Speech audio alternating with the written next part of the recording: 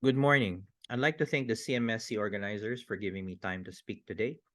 Unfortunately, due to travel plans, I'm unable to join you live, but I hope this talk will add some flavor and dimension to the conference's theme. The theme of the conference, Communication and Media Education at the Time of AI, Values, Ethics, and Practice, is very close to my heart and a very timely theme. So I've chosen to give you 6 points that could help give perspective to this theme. I'll talk about bias, I'll talk about algorithms, I'll talk about the large language models that have taken the world by storm, like ChatGPT. I'll talk about generative media and jobs. And finally, I will close with data ethics. So, maximalism is a term that's not often used in day to day conversation. It's the opposite of minimalism. And as it turns out, maximalist is a term that can generate interesting images if you use it with AI. These images were generated with the term maximalist. These are images that are flush with information, flush with detail. They kind of remind you of the Mad magazine covers and illustrations of yesteryears. So, in an application called Midjourney, which is an image generation AI tool, maximalist journalism generated these four images. And upon close inspection, something jumps at you immediately. In the mind of Midjourney, maximalist journalism is primarily male, and women are the minority. And this is an interesting thing to ponder. In its infinite calculus, the AI thought or thinks that journalism is biased towards men. And this can be the outcome of the algorithms that drive Midjourney, which were then trained on the data that was used to create these images. That data clearly is biased. And how data and algorithms work together is an interesting way to start this discussion on the ethics of AI. Let's talk about algorithms. The most obvious algorithm that people encounter will be the algorithm that we encounter in social media. All social media algorithms are based on the same fundamental principles. So let's say you have Sally who likes mojitos. And based on Sally's profile and demographics, Susan is similar to Sally, and Susan will then be recommended mojitos. At the same time, you might have Sean, who may or may not have similarities to Sally's profile, but they both like mojitos.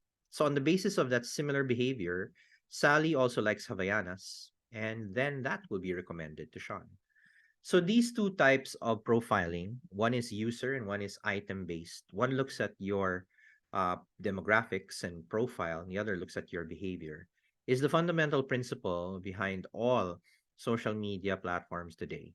It's either content based or collaborative filtering, which looks at both interests and users.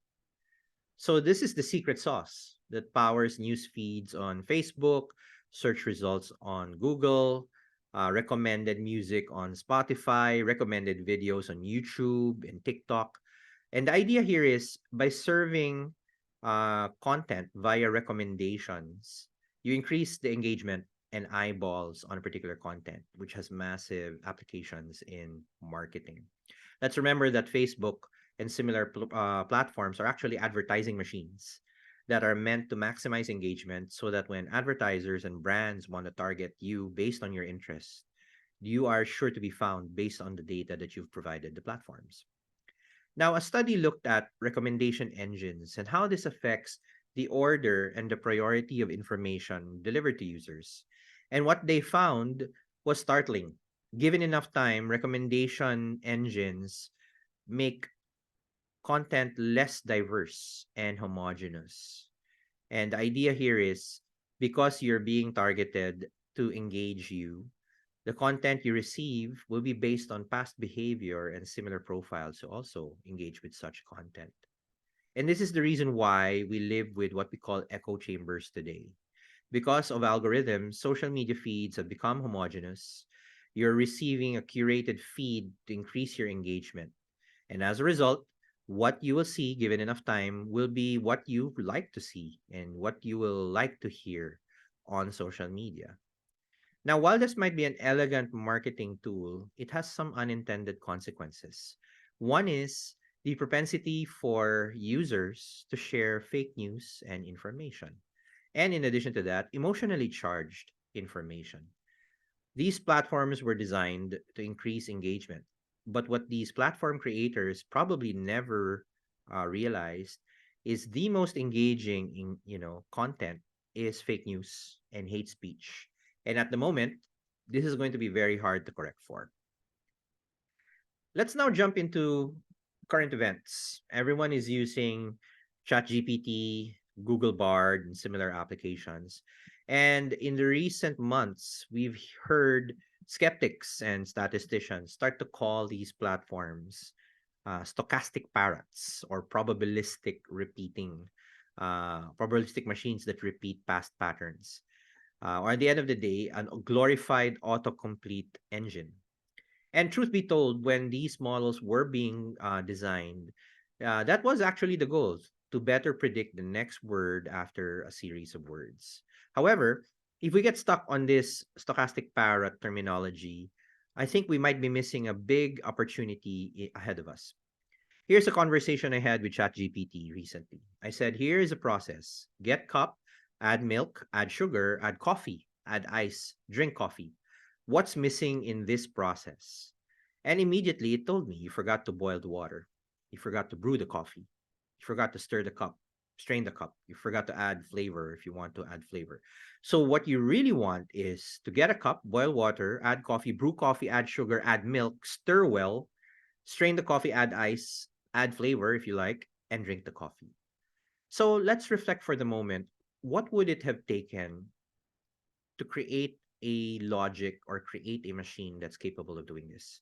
First, you needed an algorithm that understands what coffee is and how coffee is used or ingested. You needed an algorithm that understands what process is and how to identify gaps in the process.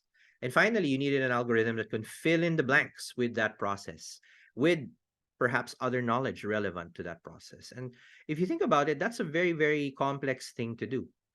So while it might be true that these models started out as predicting the next word or predicting the word that's missing in a sentence, what we ended up with today are models that understand language. And by understanding language, it understands humanity as reflected in language. And this has deep implications for pretty much every field, especially education. You now have models that technically know more than the average person and the average student. And how we handle the power of these models is the big question, especially in universities and journalists today. Let's now look at generative media because large language models are not the only AI taking the world by storm. We're also beset by these image generators, like what generated maximalist journalism earlier. So here are three images: Biden in Divisoria, riots in France, and Pope Francis in Fashion Week. Which of these three images would you consider disinformation? Take a moment to reflect. So, of these three images, only the riots in France were attempted to be passed on as actual news. Biden Divisoria is clearly a satire. This is part of a series of Facebook images generated by a graphic artist. We also had Putin in Divisoria, we had Prince William in Divisoria, etc. And to those of us who know what Divisoria is knows this a joke. But for other people, they might get a little confused. What's Biden doing in a street and getting food from hawkers? Pope Francis, very popular personality. In fact, many people thought this was an attack on Pope Francis's reputation. Actually, it's also a spoof or a joke. And clearly, Pope Francis would never be wearing these clothes. But for the moment, either people believed it or people thought it was an attack. And it was clearly disinformation. This image in the middle, although it got cut, if you look closely at the glove would have had six fingers, and this was the sign that this was an AI generated image. Now, while it might be close or inspired by actual events earlier this year, as of this recording, this is clearly not true. But the attempt to pass it on as news is concerning because this has implications on how images, especially video, will be consumed in the long run. We are now in an era where images and video is being passed off as authentic, but it's actually generated by AI, and it's already almost impossible to tell them apart. So we might be in an era where images and video, previously one of the most strongest pieces of evidence, cannot be relied on as evidence for anything just because you can create it from scratch. We haven't even seen the impact of voice on these AI, and AI generated voices are already a reality. Let's now talk about jobs. So the prevailing fear, and which is understandable, is that AI, as it gets more powerful, will displace jobs. And for the longest time, people thought this was actually limited to blue collar physical labor jobs because of robotics. But actually, robotics is still a way to go before it starts replacing humans in factories. What actually has happened is AI has started to disrupt white collar work, content based work, copywriting, journalism, uh, creatives, photography. This is where generative AI has started to rear its ugly head. But at the same time, we haven't seen massive job losses, at least on a grand scale, because of AI. What we're seeing is instead something else. So recently, the Washington Post ran an article about digital sweatshops. So this is the story of workers based in the provinces, Cagayan de Oro, and they were working on a platform called Remote Tasks, which is run by an AI company from Silicon Valley called Scale AI. And these workers were busy annotating images. Like this is a cat, this is a car, or completing sentences because this is the raw material used to create chatbots like ChatGPT and our AI generated art like Midjourney. At the same time, recently, GMA Network launched Maya and Marco, who are their AI courtside reporters or AI sportscasters. And this quickly and surprisingly generated the ire of netizens and people seeing it on social media. The backlash was almost 100%.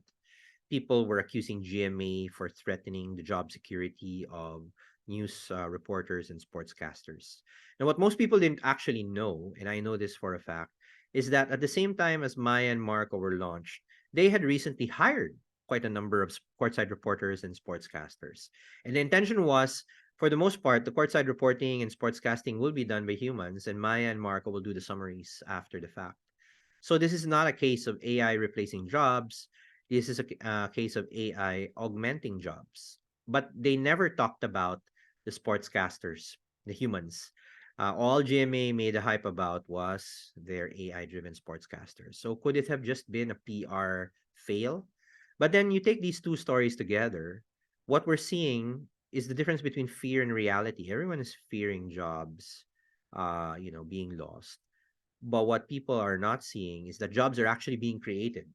It just might not be the jobs we expected AI will create. I'm down to my last few slides and minutes. I want to spend time talking about data ethics. We are, as of this recording, coming on the heel of several high profile cyber attacks on the government. And this also reflects the interest of basically the general population when it comes to data. Everyone is worried about their privacy and security.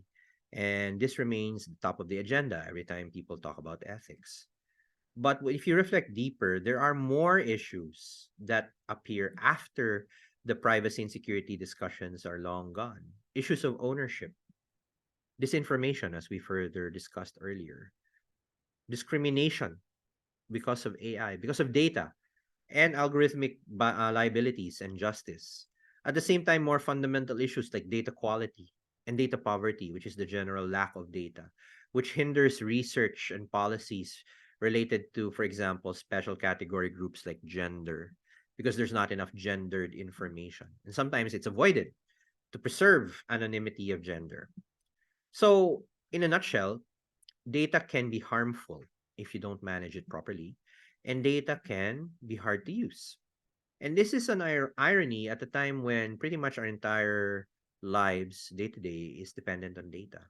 But we're not psychologically and educationally prepared to handle the challenges related to data. Now, more to the point about journalism and media education, we are trained up to now to expect a world that is monolithic. You have to work for big media companies to gain your career and expert driven. You have to spend several years in school, maybe additional years to take your master's degrees, maybe a PhD.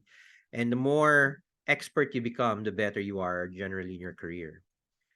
What we instead find outside, once you step out of school, is a world that is not monolithic, it is distributed. More power is now going to individual media practitioners. And it goes to the vloggers, it goes to the influencers, and they're more of a swarm than a monolith.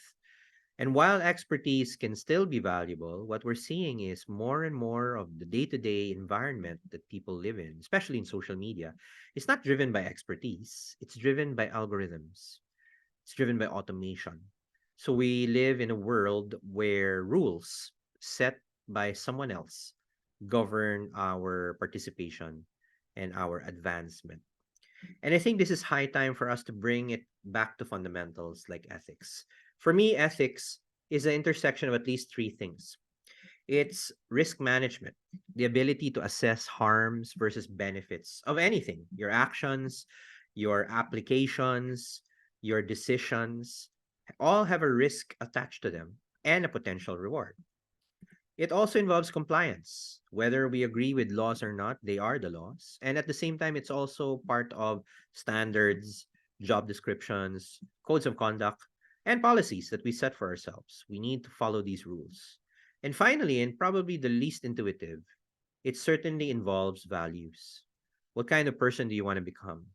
What kind of principles? What's your North Star? What kind of heuristics does your organization practice? What kinds of values define you as a person and an organization. And the intersection of all these three things is ethical behavior.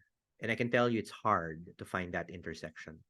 You have people paid to be compliant with the law while getting away with unethical behavior. You have people who are setting their values based on market forces, whatever trends, whatever goes viral must be the truth. And for the longest time, and even up to now, we seem to fall victim to two extremes. We fall victim to hype, where we maximize the benefits but disregard the risks, or we fall victim to doom and gloom, which are only looking at the risks but not the benefits. And clearly, there has to be a balance between the two. So I'd like to end my talk here. Again, we talked about keywords in Midjourney and how it generates biased outcomes. We talked about the algorithms in social media and how this drives homogeneous content, which has massive implications in how people consume content and truth. We talked about large language models, about how they are more than just autocomplete machines. These are models that have a capability to reason, and these are powerful tools if used in the right way. Talked about generative media and how it blurs the lines between satire and fake news, and how we're close to an era where it'll be impossible to tell what is a fake image with the right image. In fact, even AIs struggles to identify AI generated content. We also talked about jobs. While everyone is worried about job losses, AI has started to create jobs, but in digital sweatshops, jobs that we are probably not expecting. And finally, we talked about data ethics, how data can be harmful, data can be hard to use, but data ultimately is the intersection of risk management, compliance, and values. So I hope you found this talk helpful. I want to wish everyone a pleasant remainder of the conference. And I'll be happy to hear your feedback here and on social media. Please feel free to follow me on every platform. I'm on TikTok, Instagram, YouTube, Facebook, Twitter, and LinkedIn. Just look for Doc Ligot or Dominic Ligot, and I'll be happy to have you there. So, again, thank you very much to the organizers of this conference, and hope to see you soon.